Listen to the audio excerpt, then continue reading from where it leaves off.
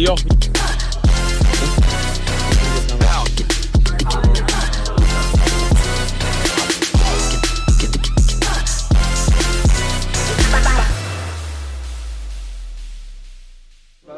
Ideme do Košic, kde bývame v masívnom Airbnbčku s Kalčetom. Tam prespíme, na druhý deň vyrážame skoro ráno autom do Humenného, tam nechávame auto, ideme z Humenného autobusom do Osadného, odtiaľ ideme do Osadného, hej? Áno. Tak, poďme na to.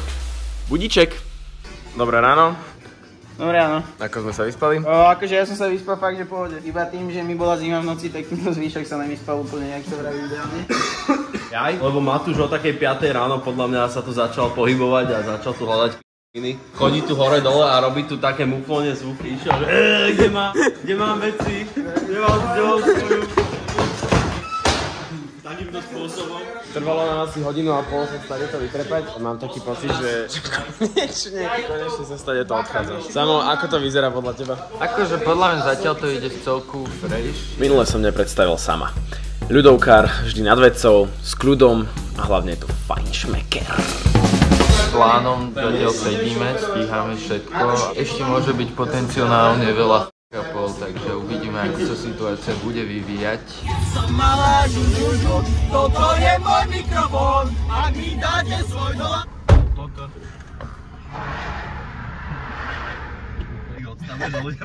Rekapitulácia situácie.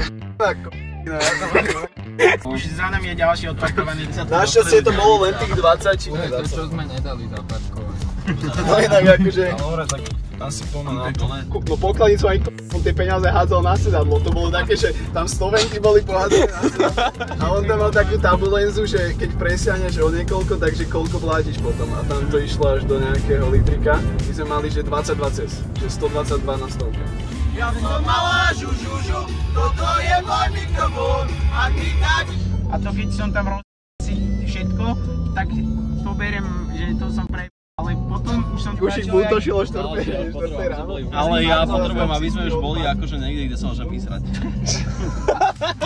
Sme v Humennom, nechávame tu auto. Neviem, nakoľko to je dobrý nápad, nakoľko to je zlý nápad, ale nechávame tu auto nasledujúce 2 dní. Snáď to tu auto aj nájdeme, všetko jedlo nakúpené. Aktuálne ideme na bus, ktorým sa ideme premiestniť do Sniny, potom do Sniny ďalej do Osadného, kde už vlastne teda začíname túru. Máme ale jeden trošku problém, Ušík ako solidný cukrovkár potrebuje svoje pero a to nevie nájsť, čiže bez toho asi nevyrazíme. Za nejakých 5 minút odchádza bus, tak snáď to stíhame. Či super, že si natočil do... Vydržíš 30 minút bez labela, brácho? Stretnutie s babkou bolo plné spomienok na Slovenské národné povstanie, odporúčania nech do hor nechodíme, politiky a divných rusínskych slov, ktorým sme ani nerozumeli. Poďme ďalej. Fakt to nie je signál? Nie je to signál, je to absolútny koniec cesty. Sme v Osadnom. Po ceste to bolo také zaujímavé, lebo išli okolo smetiari a zhodili elektrický alebo telekomunikačný alebo neviem aký stĺp. Tak sme tam išli okolo káblov. Celú cestu. A nejaké sme inak aj my zhodili podľa mňa. Tak neviem, 7-8 metrový stĺp nakrivo a vyzeral, že padne každú chvíľu a my... Čo bola otázka, že kedy začne pršať? Keď sme išli tým busom, tak každých 5 minút začalo pršať. A začíname.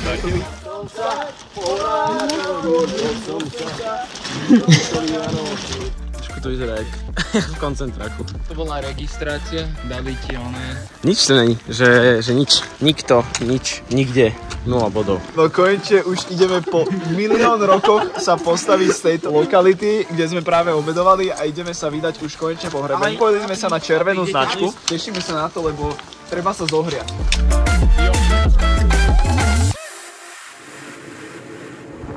Predpoveď sa naplnila, počasie sa dohodlo.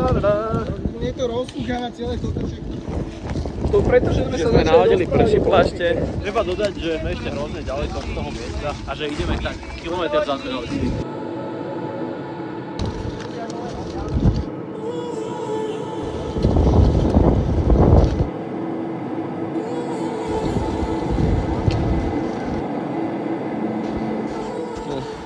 Sa pomaly, ale isto stmieva. Vyzerá to tu trošku zimno.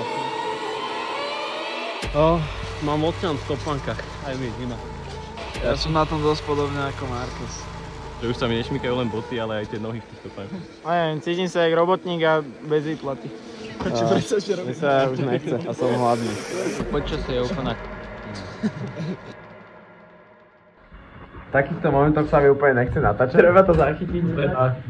Absolutný survival. Parí sa tu masívne. Lebo tu je teplo strašne. Aktuálny update je, že toto bude asi jedno spacie miesto. Hovorí bude druhé. Všetko je mokré. Karci, čo dnes budeš mať na večeru? To dám asi dvoch tu nejakou dám. A uvidíme, čo to dá ďalej. Zámek, ty čo? No, ja si dám na večeru takéto chlebíky do salánov, dám si asi jelenie, ragu s rýžou. Hviezdičiek za dnešný večer, no ja tu mám sojový kmen.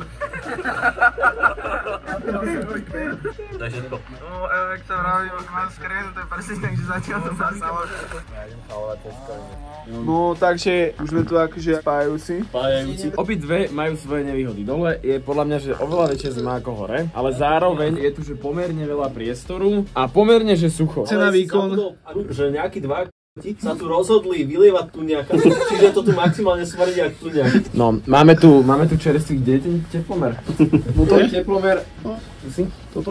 Je tu 9,5 stupňa. Neviem, či to vidno. to je jak mraky. Orok, tam máme málo priestoru. Počkajte, ja vám to odprezentujem. Takže Karel zabral polovicu.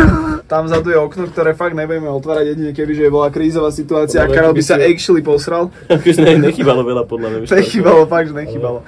Dobre, končíme, dobrú noc, čaute.